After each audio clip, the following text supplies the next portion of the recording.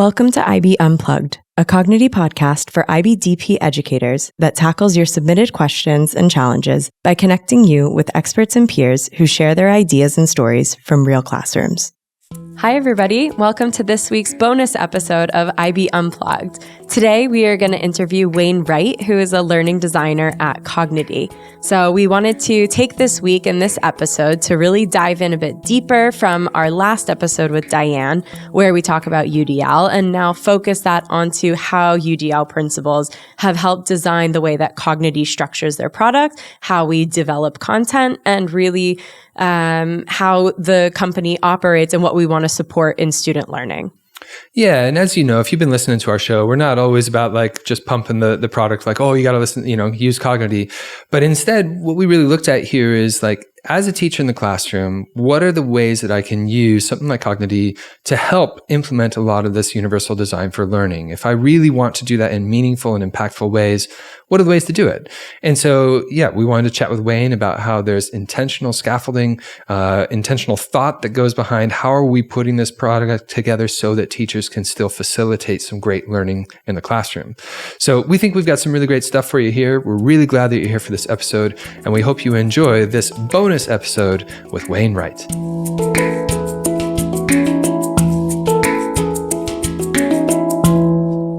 We are having a special segment today with Wayne Wright from Kognity. We are having this conversation around UDL, and it felt right to get to the source of who works with this in our company. So we got Wayne on the call to talk through a bit of his work behind the scenes at Kognity and some ideas with teachers. So we're really excited to have you on the podcast, Wayne, and thanks for joining. Yeah, thanks for having me. So do you want to kick us off by explaining a little bit about who you are and what you are actually doing at Kognity? Yeah, sure.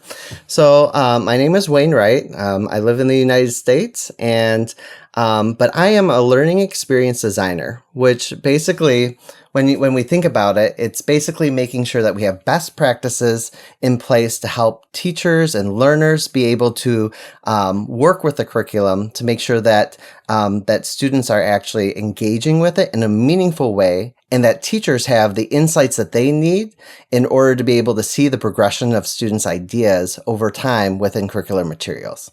So that's kind of basic summary of what I kind of do at Kognity.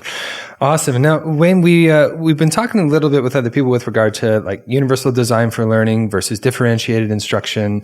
And I know that Kognity does a lot of work to try to make sure that, just as you say, you've got instructional and pedagogical framework that supports what's going on in the textbook and the online resource that teachers can use.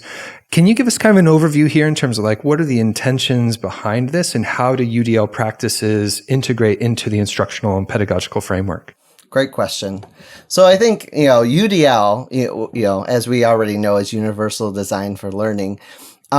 Basically, the big ideas here are about student epistemic agency, which is a kind of big term to basically say, like, how do students have authority over their learning and contribute to evaluating themselves along the way? So, like, student ownership of that learning experience. And so when we think about this is when we develop curriculum to be able to have good agency or students to have good agency, there's a couple big key things that need to happen. Students, one, need to be able to see themselves within the curricular materials. So like, how do we connect students to what they're going to be learning about? Because when it comes to content, like, content doesn't change, right? Like physics is physics regardless of what we're looking at, what different whether it's IB or some other curriculum out there. But how do we get students to connect to that? Mm-hmm. And so we first start with a connection to it, and then that kind of draws them in, and then we say, okay, but how do we, with using UDL practices, help them to engage with the learning, and then help them actually make good choices. So UDL is kind of like a great tool and resource that we integrate within the curriculum as we design it. But then it's also a really great tool belt for teachers to be able to localize it to their personal localized region and also situate it within what their students are doing as well. And I can expand on any of those if you're interested, but yeah. So obviously there's the choice aspect. And, as a Kognity user, I'm, as you mentioned that, I'm thinking there's the text, obviously there's videos, there's kind of like the interactives and the practices and that sort of stuff. Is that what you mean by the choice, that students can kind of choose that sort of stuff? Or is it more of like, once they have gotten into that, that's what allows them to engage in it in their own kind of pathway? Because I recognize UDL is like, how do they engage with it? How do we kind of represent the knowledge for them? And then what sort of action are they taking on that, right? Right. So the first bit, before students even get that kind of choice, right? It starts with getting them engaged, which I think like when we think of IB, a lot of our unit starts with like the big picture, right? Mm-hmm. Kind of introducing students to these things. We make sure that the curricular materials have, from a standpoint, have things that students can relate to in some of the examples that we have within the materials. So it's something that students can connect to at a first glance. I think we're even as intentional within our images that we use, that we make sure that they're accessible, not just like, oh, I can read them and I can see them, but that they're also something that students can connect to regardless of what culture that they come from, and being part of a global citizen. So I think that's the first bit, right? We have this connection that draws students in. But then when it comes to student choice, I think the IBDP does a great job about thinking about the application of the materials that they're engaged with. So like, within the IB program, students then take these things. They have different projects that they're involved with. And so they are using the application of what they're doing within the Kognity program to be able to then apply it to an area that they're specifically interested in, to dive deeper into some of those subjects. So I think the IB does a great job at trying to do this. So then Kognity's big goal is making sure that we're providing enough good content and enough good ways where students can see the connections that they can make, so that they have some choice and agency in being able to come up with good ideas in those areas. I do want to dive deeper into that, if that's all right there, Court. I'm kind of jumping onto all the questions right away. Go for it. So help me out, Wayne. Okay, so obviously, I'm teaching with Kognity, and oftentimes I might give students like a book assignment, say, right, I want you to read through this, I want you to know this sort of information before you come to the lesson. And we're going to kind of walk through it there. I've also been experimenting with blended learning. So sometimes just kind of giving them the time in the classroom to work on that too. And that kind of harkens back to an episode we did with Damien a while ago, who kind of inspired me on that. Okay. But in general, I kind of give them the book assignment. I say, here, make sure you know this content by this sort of time. What's kind of the better way that I could do that allows students to have that choice, to have that engagement of their own level? Or I guess, what can I direct them to so that they're doing that in a more meaningful way, as opposed to just like, okay, I got to read through all this thing. Right. So that's kind of, again, where those UDL principles can either be applied by the teacher, or in the sense of do you go through just reading it? Do we jigsaw it? Do we use a graphic organizer? So when we think about representation, how students engage with that, there's lots of different ways that teachers have choice to be able to take that and say, these are the needs of my students. These are the levels. This is the level of scaffolding that's going to be needed. And I think this is one of the things that I love about UDL in general, of it being a tool about when we think about teaching. Oftentimes, we revert back to, as teachers, being a former teacher myself, I learned best this one way, and so I'm going to apply that because this really worked well for me, so I'm going to apply that to my students. Well, that worked well for you, but there might be another way of reaching students that I didn't think about, right? Sure. And so I think the great thing about UDL, and you go to the website and stuff like that, and you look at the different ways that you can take that information and disseminate it. It gives you ideas of different ways of being able to have students engage with, let's say, an article. There's maybe more than one way of thinking about it. I mean, even cognitive, some students, maybe their reading level's not there, or English isn't their first language. And so there's options where we have like an immersive reader that is built into our platform that provides some other ways of students to be able to access that information other than we're just going to read through this. Right, right. And then I think there's even like, what are the key things that I need to get out of this? And I think that's the most important bit. As a learning experience designer, is I'm saying like, hey, what are my main goals here? The activity isn't read this. What am I hoping my students take away from this? Yeah. And so using that to kind of drive the decisions I make as a teacher using UDL principles, I think is a really powerful way of kind of marrying both what's in the content and then using those to be able to reach all students, which I think is the ultimate goal. Yeah, you can see a lot of that, especially from that start, the big picture. And then, of course, the summary at the end where it's like, here's what, by the end of this, I should be able to do this and I should know these things now. And especially, like international school context for me, I'm constantly working with students where right up front, I'll kind of show them the immersive reader and the different languages and that sort of thing. But especially like our EAL team, love like the different ways that you can call out the specific parts of speech, for example, or kind of, make it more clear for somebody that might have trouble reading or accessing the text in that way. I think it also, just to add on to that, I think it's really cool that IB does a really great job at the beginning, and especially in Kognity, we do it as well. We put those guiding questions because it's not like a hidden thing for students, right? About this is what I need to know or what I need to gain from it. But this is there, and it's helping us guide and think about how we need to engage with this content to be able to help them to be able to figure out what I need to know by the time I leave it. So great point, John. When we talk about the way that that Kognity is built and what it lives under, I think that you guys did so much work on developing the learning principles.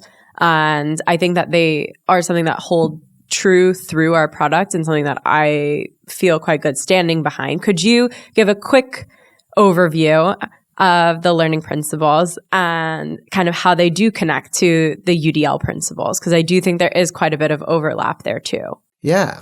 So just to give some context, the learning principles at Kognity, in case people don't know, is teaching and learning should be active. Teaching and learning should be inclusive. And then the idea is that the value of learning extends beyond the class. And then formative assessment is an integral part of the learning process. So those are kind of the big learning principles we have here at Kognity. And when we think about active, I think in education, we've moved away from thinking about learning as just this passive thing that happens where information is disseminated. But it's really about actively engaging students in that learning process. So I think when we think about the learning is active, we've tried to really reimagine what that kind of looks like. And again, while there's a lot of choice that we want to make sure that teachers can localize, because we are, the IB is a global thing. So we need this to work wherever you're at, right? But I think the Kognity platform has some really cool ways of helping students to engage with things, right? So when we think about like the strength battle questions and students being able to engage with each other within their learning, it's not, I think sometimes in ed tech, it can become the silo. And so how do we break the silo of learning and kind of break that where students are learning from each other, working with, maybe in some aspects competing with each other? I think that we're trying to reimagine ways that how learning can be active in that way. So I think that that's kind of a cool thing that we have. I would say learning should be inclusive. I think that the IB does a good job at this, and I think that because this is an IB curriculum here, we work really hard to give students the opportunity to think about things from a global citizen standpoint. And so we're constantly using some of the call-out boxes within the materials to be able to draw on that, to think about things from different perspectives, not just maybe their localized positions. And so I think making sure that students have those opportunities to metacognitively reflect on their learning, and also thinking about different perspectives is, I think something that we, really strongly feel at Kognity is important for students and their learning. We talked about learning happens beyond the class. And so we think about, beyond learning physics, we think about the examples that we put before students. And we think about, okay, how does this apply and connect to their life? And then how do we bring in those perspectives of their life and their experiences into some of their learning that they're doing in the classroom? So it's one of those things of like, how do we take these real world examples, apply them, and make sure that they resonate with students so that they are not just like, okay, I've learned about this and then we're moving on, that we're going into a different direction. So I think there's a lot of different ways that the Kognity principles, I think, align very much with both the IB principles, but along with the UDL principles. I think that all these things kind of come together to really, to one, help make sure that students are connecting to it, and then that there's opportunities for teachers to be able to get those insights into students' thinking over time. And I think the benefit with what Kognity has is oftentimes when I wasn't using like an ed tech resource, right, those insights would happen a week or two after. I'm able to get those insights faster. Tell me a little bit more. What do you mean by that? With the insights would take place a lot? Yeah. So like within the questions within the Kognity platform that students are doing, those insights that teachers have of those checkpoints of what a student knows at any given time within the learning process sometimes would be a week late before using an ed tech program, right? Just due to like our feedback loop. Is that what you mean? Yeah. The feedback loop is it's not as fast to be able to do it.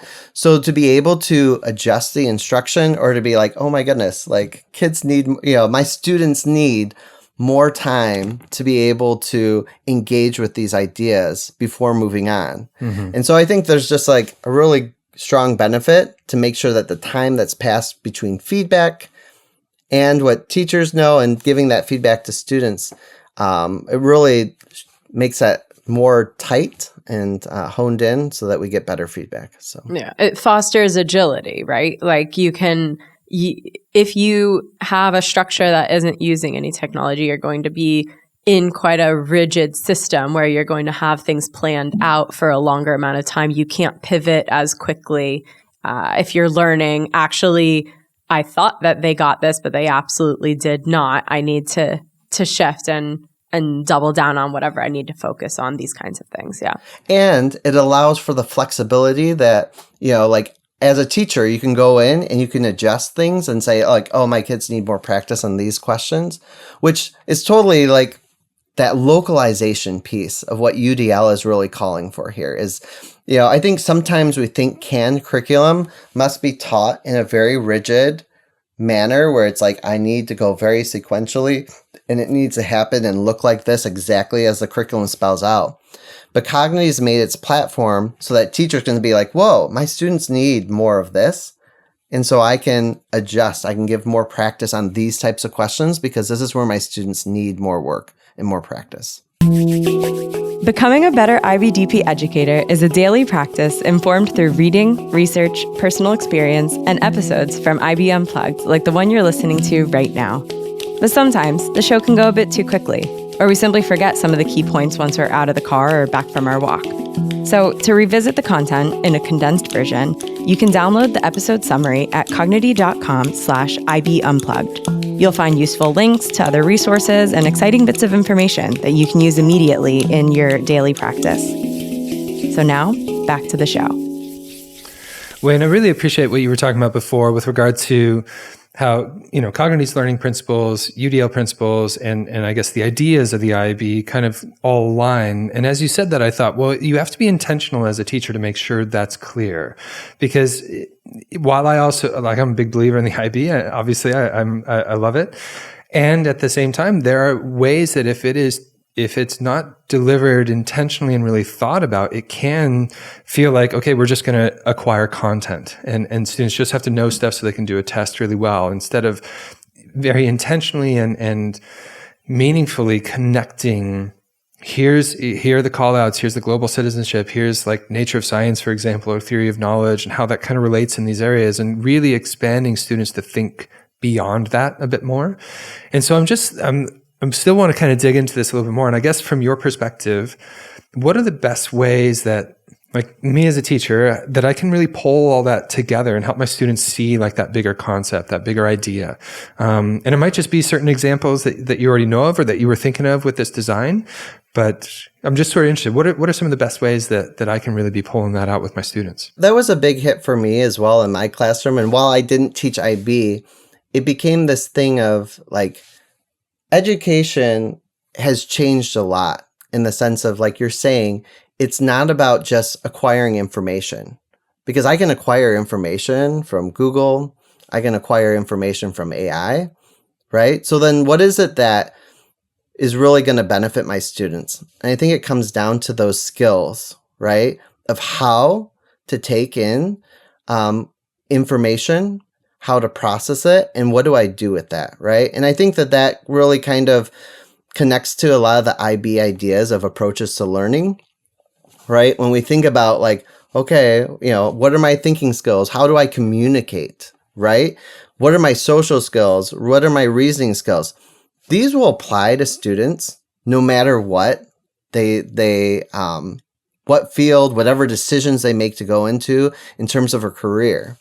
And so how do we leverage those, within our curriculum and say like, this content is important, right? We want them to be good consumers of that content so that they, one, we want them to perform well on these exams, 100%. But at the end of the day, like, how do we teach them to be good consumers of content regardless of whatever they're in, beyond maybe just my classroom?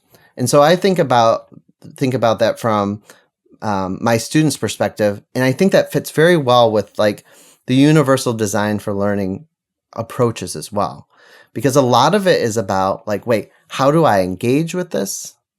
How do I then take these skills and how do I support being able to take in and acquire knowledge and actually gain what I need from those things?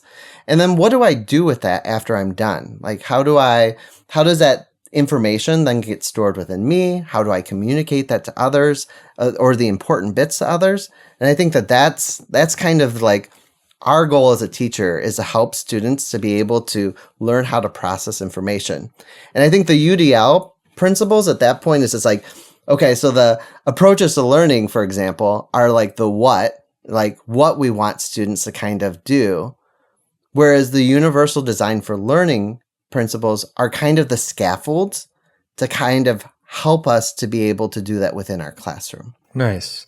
Okay, so then I guess like as a teacher, I think I've got all of these options in front of me in terms of how students can kind of engage with the content and how they might learn from it in terms of its representation. And then I guess it's then kind of down to me to look at how am I going to pull that out so that students actually take action on it, or they can express their knowledge, whether that's through some of the stuff that's on the platform, or maybe it's something that I design within the classroom itself. But ultimately, I'm recognizing that when I intentionally kind of upfront load. And I guess that's the big difference between like UDL and differentiation, right? Differentiation is kind of like, let me react more to the students that are already in my classroom, what I need to do.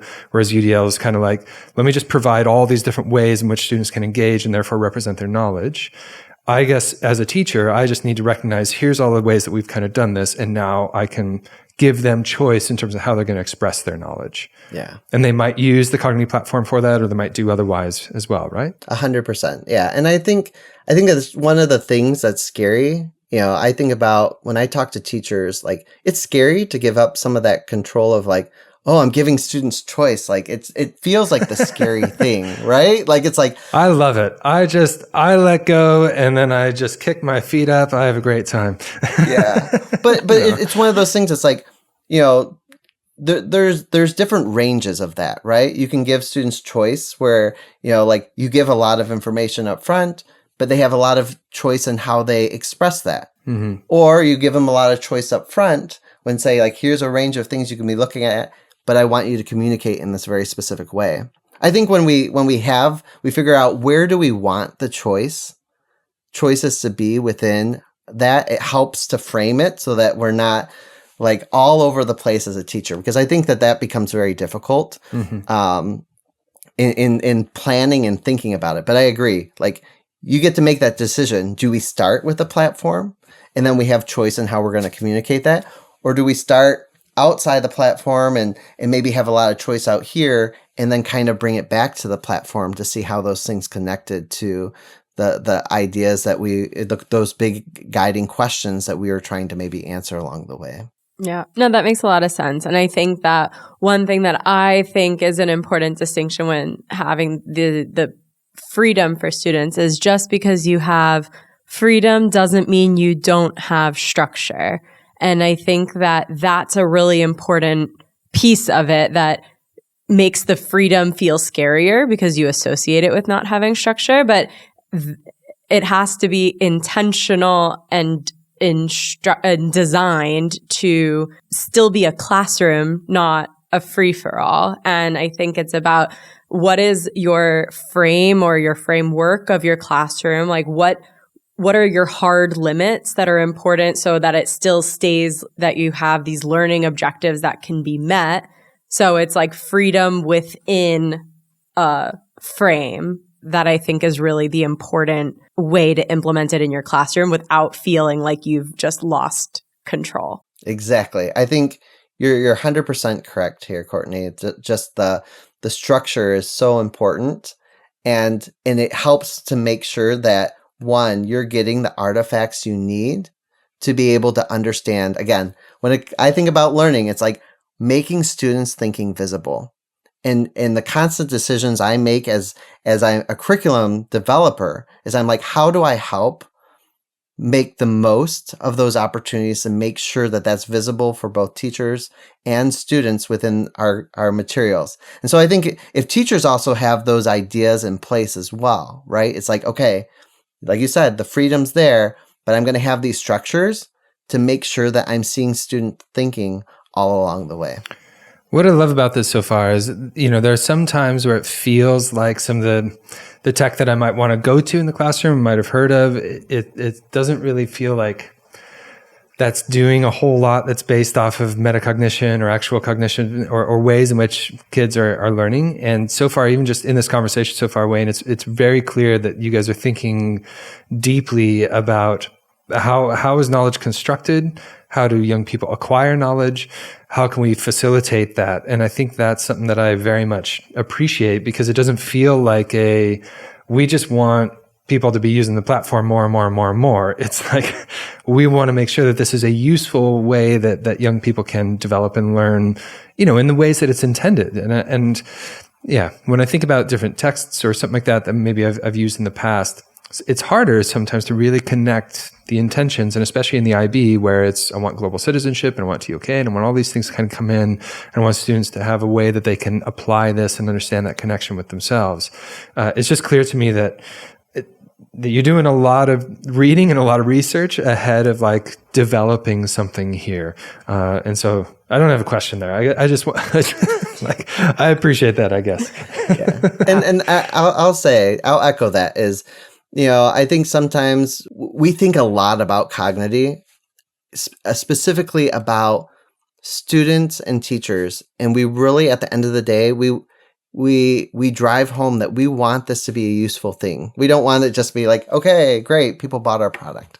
No, we want to make sure it works. And we're constantly looking at how do we improve that?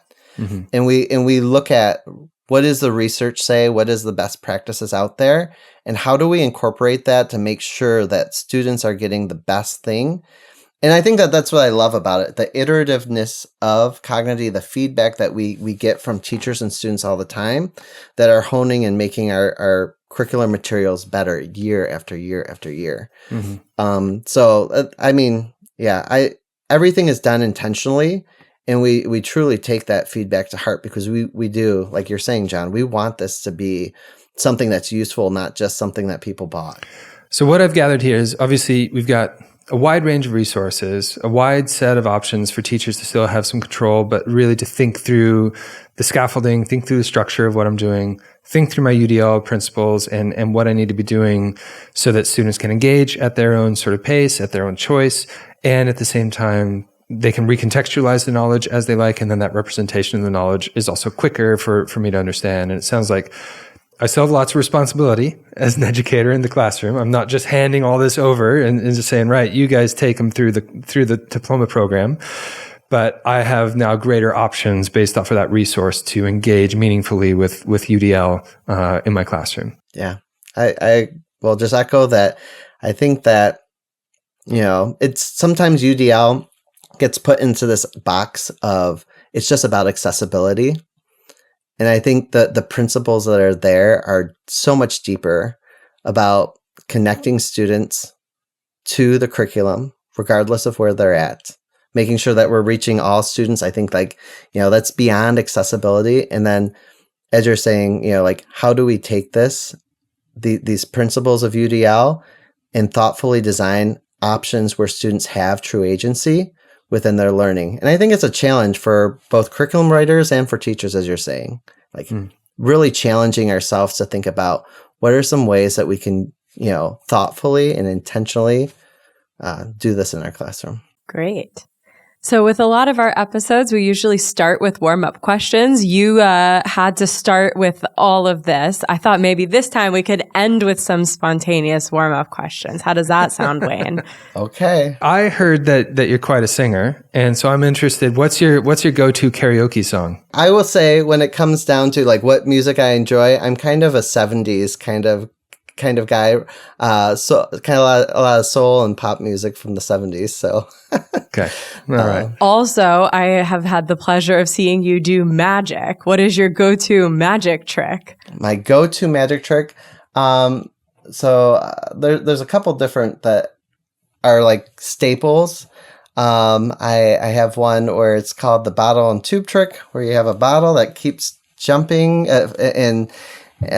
from tube to tube, and then there's you flip it upside down back and forth, and you do it with a audience participation person, and it just, whatever we do it the same way, it doesn't turn out the same way, and so it creates a lot of fun all along the way. So I love doing that, but I also love doing some close-up stuff with some cards and sponge balls and all sorts of fun things. So yeah. Awesome. Well, I really hope that we get the chance to see each other in person. Obviously right now you're over in Michigan, I'm in Austria right now, but I hope we get a chance to be in person. You can show me some magic and we can make some music together. That'd be great. Sounds great. Thank you so much, Wayne. I appreciate you joining us today. And yeah, this has been really valuable. I appreciate it. Yeah, absolutely. Thanks so much, Wayne. Really, really good to chat with you and understand a lot more in terms of the development behind the product here. And so thanks so much for taking the time. Thanks for having me. IB Unplugged is a Kognity podcast hosted by John Patton and Courtney Marlene and produced by Catalina Gaffney. Be sure to subscribe or follow and share with your fellow IB educators. If you'd like to submit a topic, request, or question, please do so on kognity.com/IB Unplugged. Let's keep the conversation going and support each other in teaching with confidence, creativity, and joy. See you next time.